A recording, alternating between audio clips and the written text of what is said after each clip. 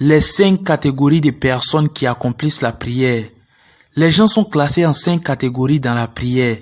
La première catégorie est celui ou celle qui fait du tort à sa propre âme en étant négligent avec la prière et qui tombe dans l'excès en prenant les ablutions ainsi qu'avec les heures indiquées de la prière et les piliers essentiels de la prière. La deuxième catégorie est celui ou celle qui fait attention aux heures indiquées de la prière, aux piliers et aux ablutions, mais dont l'esprit est distrait par les chuchotements du diable et les pensées errantes, tout en n'ayant aucune force pour résister à tout cela. La troisième catégorie est celui ou celle qui garde le juste milieu en respectant les heures et piliers et en repoussant sans cesse les chuchotements du diable et les pensées errantes. Cette personne est occupée à lutter contre le diable et ne se laisse pas voler sa prière. Il est engagé dans un combat au cours de sa prière. La quatrième catégorie est celui ou celle qui accomplit la prière en perfectionnant ses actes et piliers. Son cœur est engagé à sauvegarder les limites et règles en ne ratant aucun d'entre eux. En effet, toute son attention est basée sur l'accomplissement de la prière comme elle doit être faite, complètement et parfaitement. Cela arrive lorsque la prière et la dévotion s'emparent de son cœur. La cinquième catégorie est celui ou celle qui accomplit la prière avec perfection, comme le fait la quatrième catégorie.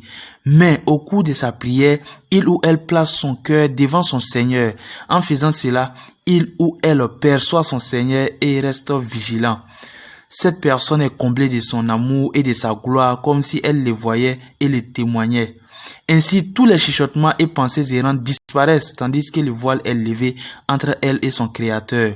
La différence entre cette prière, la personne et celle des autres est celle de la distance qu'il y a entre les cieux et la terre, car elle est occupée uniquement avec son Seigneur au travers de qui elle trouve sa véritable source d'inspiration. De ces 5 ans, la première catégorie de personnes est punie, la deuxième est réprimandée, la troisième est pardonnée, la quatrième est récompensée et la cinquième est rapprochée de son Seigneur, car sa source d'inspiration est placée dans la prière. Quiconque se délecte de la prière dans ce bas monde sera gratifié par la proximité avec Allah dans cette vie et celle d'après. Et celui ou celle qui trouve la joie en Allah plaît et réjouit les autres. C'est ce genre de personnes qui ne sortent pas perdants de ce bas monde. Barakallahu fik wa jazakumullahu khairan.